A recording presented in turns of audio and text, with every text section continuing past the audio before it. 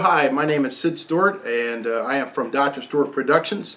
We want to share with you in this short presentation about how the New Testament is actually one big book with 27 chapters. Think of it like that. I know we consider the 27 books as 27 separate books, but you know what? They're all interrelated. It's like a chain link fence that's interwoven together from Matthew all the way to Revelation. And so just for a few minutes we want to discuss this. The purpose of this is to help you understand and help all of us understand how the Bible is all about Jesus Christ. So we're going to take what we call a helicopter ride over the New Testament. We could actually start with the Old Testament, but we'll not do it. But here's a difference between the Old and the New Testament. The Old Testament tells us how Jesus got here.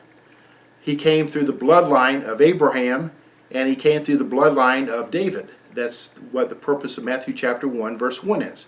So as a Abraham and David descendant, with his ancestors being David and Abraham, he has the bloodline right to be the king of the Jews, and then through David he has the legal right. So there you go. Abraham provides the bloodline. David provides the legal aspect to him being king over all the Jews, and that's what Matthew wrote about. So let's start with the Gospels, Matthew, Mark, Luke, and John. My favorite is Matthew, and Matthew, Mark, Luke, and John were presented eyewitness accounts of the life and the ministry of Jesus Christ. Both Matthew and John were disciples. They walked with him for 3 years. Later, John wrote the book of Revelation on the island of Patmos when he was a very old man, probably around 95 AD. So they are disciples, and they were apostles, so they wrote what they saw and heard. And then Luke and Mark were not disciples, but they were closely related to a couple of the disciples. Like Mark and Peter hung around together for like a long time, and Peter no doubt shared all kind of information with this young man named Mark. And then Luke hung around with Paul, and we all know how Paul became a Christian and what he experienced for 3 years in Arabia when he saw Christ on the road to Damascus. So that's Matthew, Mark, Luke, and John presenting an eyewitness account of the life, the person, and the ministry of Jesus Christ. Those two words, the person and his ministry. And their focus was on the last week of the life of Christ, their main focus. For if you take all the chapters of Matthew, Mark, Luke, and John, a full 25% of those deal with the time period from the Triumphal Entry or Palm Sunday all the way to Easter or Resurrection Sunday, that 1 week or 8-day period. Then in the book of Acts, you have Christ ascended, which means now the task is on the early disciples and the apostles to spread the news about Jesus Christ. And that's what happens all through the book of Acts. There's sermons preached, and there's missionary journeys, and people are confronted with the claims of Christ.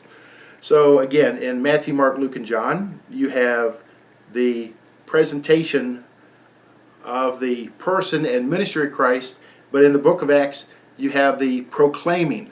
This is where it's being proclaimed, and at one point, the Bible says that the whole world, and by whole world I think they mean all of the Roman Empire, had heard somehow about Jesus Christ just in a short time period. So those early Christians were really on the ball. But the book of Acts is there to show us the historical accounts of the spreading of the news, the proclaiming of the news of the person and ministry of Jesus Christ. Now, the church was growing. A lot of people came to the church. They were converting. They were repenting. But you know what? They had question marks. So Paul, from beginning in Romans all the way through Jude, Paul and Peter and Jude and John wrote these small books called epistles, which means letters. And they wrote these letters to explain the person and ministry of Jesus. So now you have question marks and explanations. And maybe you have a lot of question marks. Go to the epistles and read what Paul wrote and what what Peter wrote and John and Jude. So that takes us all the way up through Jude. Then Revelation is a book that's a standalone book. There's nothing like it ever. And so you have, in the book of Revelation, John is on the island of Patmos, and God came down, Christ came and gave him this revelation of what's going to happen in the world's future.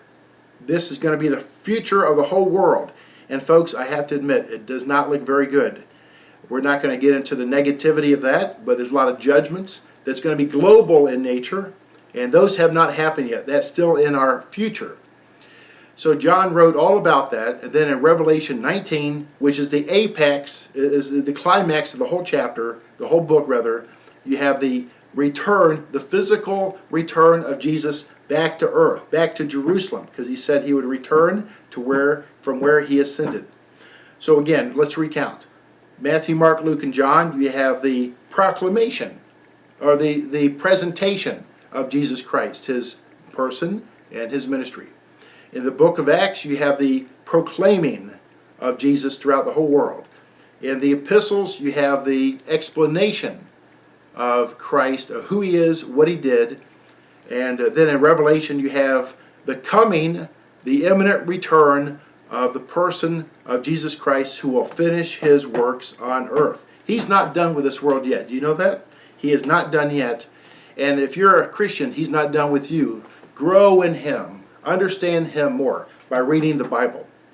This has been a great time with you. Again, my name is Sid Stewart from Dr. Stewart Productions, on how the New Testament fits together to proclaim all about Christ that we need to know to make it to the next world, which is heaven. Please share this film with somebody, a presentation with someone if you want. Watch it in a Bible study.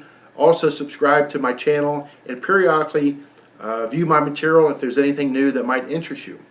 Anyway, thank you for joining me today. God bless you, and God bless your relationship to Christ. Out.